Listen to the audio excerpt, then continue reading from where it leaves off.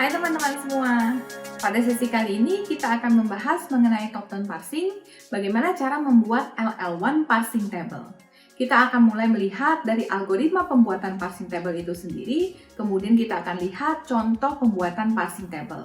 Mari kita lihat bersama. Diharapkan di akhir sesi ini teman-teman bisa memahami bagaimana cara untuk membuat parsing table. Parsing table bisa direpresentasikan dalam bentuk array 2 dimensi. Ada M, kemudian baris, koma, kolom. Jadi setiap baris itu merupakan non-terminal simbol atau yang kita sebut dengan variabel. Sedangkan untuk setiap kolom itu isinya adalah terminal simbol, termasuk juga special simbol $sign yang kita gunakan sebagai penanda akhir dari stringnya kita. Kemudian setiap entry cell itu sebenarnya berisi aturan produksi yang nantinya kita akan gunakan untuk derivasi pada saat top-down parsing. Contoh konteks free grammar di sini kita punya S, bisa diderivasi menjadi ABA, B derivasi menjadi BB atau epsilon. Ketika kita representasikan ke dalam bentuk parsing table, maka seperti yang dilihat di sini, kita punya baris yaitu SB, kemudian kita punya kolomnya itu berisikan terminal simbol yang ada di dalam konteks free grammar kita, yaitu ada A dan B, beserta juga special simbol yang kita gunakan sebagai penanda, yaitu $sign-nya. Kemudian di sini setiap entry-nya itu ada informasi mengenai, setiap cell-nya itu ada informasi mengenai aturan produksi mana yang akan kita gunakan untuk melakukan derivasinya tersebut. Berikut ini adalah algoritma pembuatan LL1 parsing table. Jadi kenapa namanya LL1 parsing table? Jadi L yang pertama itu sebenarnya pembacaan input kita nantinya adalah dari kiri ke kanan, left to right. Kemudian L yang kedua itu adalah sifat top-down parsing ini, yaitu menggunakan leftmost derivation. Sedangkan angka 1 itu adalah berapa jumlah karakter yang kita lihat ke depannya. Jadi di sini kita pakai angka 1 karakter yang kita lihat ke depannya. Karena ini kita akan bikin untuk si predictive parsernya. Nah, untuk algoritmanya secara summary adalah seperti ini. Setiap aturan produksi A derivasi menjadi alpha dari sebuah grammar, maka kita akan cek untuk first-nya. Kita akan menambahkan aturan produksi A derivasi menjadi alpha tersebut untuk setiap terminal yang ada terkandung di dalam first dari alfanya.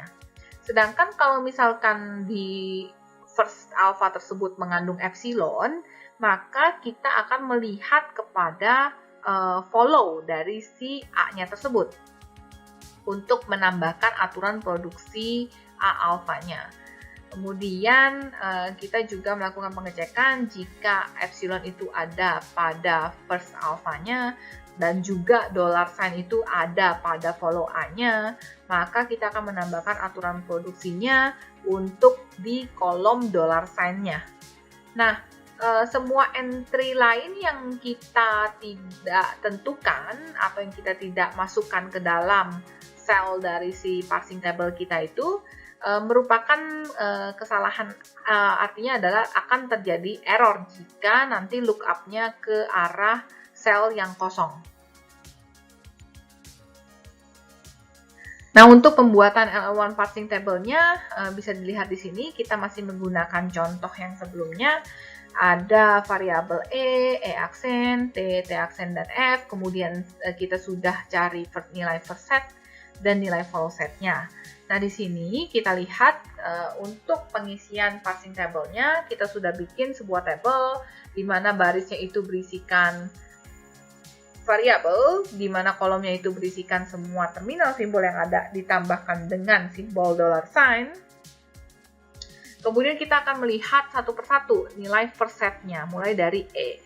First set dari si E itu adalah ID dan kurung buka. Maka di sel E, ID dan E kurung buka, kita akan masukkan aturan produksinya, yaitu E itu bisa diderivasi menjadi ET aksen. Di sini juga ET aksen. Kemudian lanjut untuk first set yang berikutnya, untuk first set dari E aksen, itu ada plus dan epsilon. Maka kita akan masukkan untuk M dari si E aksen, kemudian tanda plus, M, E aksen, dan tanda plus, kita akan masukkan aturan produksinya, yaitu E aksen bisa diderivasi menjadi plus T E aksen. Nah, tetapi kita lihat di first set ini mengandung epsilon. Artinya si E aksen ini sebenarnya bisa diderivasi menjadi epsilon juga.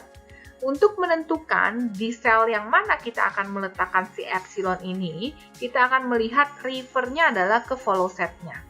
Follow setnya dari si aksen ini adalah dollar sign sama kurung tutup. Berarti di dalam dollar sign dan kurung tutup ini, kita akan berikan informasi bahwa E aksen bisa diderivasi menjadi epsilon. Lanjut lagi, untuk first dari si T-nya adalah ID dan kurung buka. Maka T dari ID dan kurung buka ini kita akan isikan dengan aturan produksinya, yaitu T derivasi menjadi F T aksen. Kemudian berikutnya ada first set dari si T aksen, yaitu tanda bintang. Maka di bagian bintang ini kita akan berikan aturan produksinya, yaitu T aksen derivasi menjadi bintang F T aksen.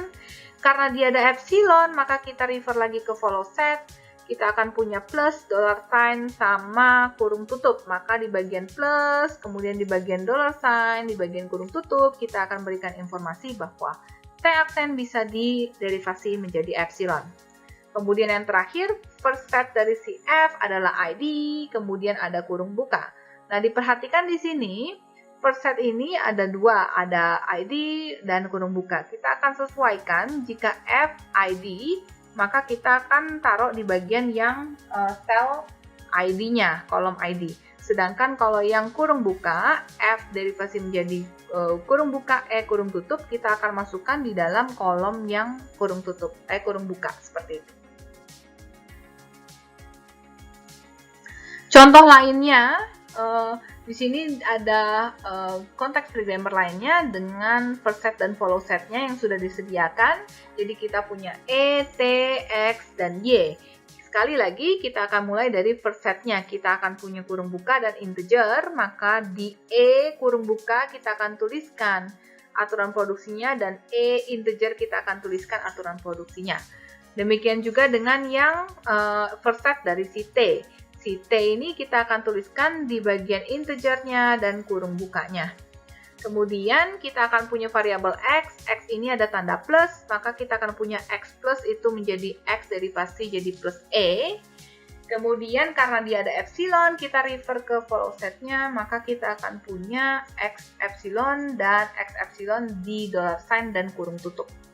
Demikian juga dengan yang first set dari si Y, kita akan punya tanda bintang dan epsilon, berarti di bagian bintangnya kita berikan aturan produksinya, sedangkan epsilon refer ke follow setnya, kita akan punya plus dan dollar sign dan kurung tutup yang tidak isi dengan Y bisa derivasi menjadi epsilon. Untuk lebih jelasnya, teman-teman bisa membaca di buku Compiler, Principle, Techniques, and Tools, karangan Aho dan kawan-kawan, chapter 4. Demikian akhir pembelajaran dari sesi ini. Terima kasih atas perhatiannya dan sampai jumpa lagi.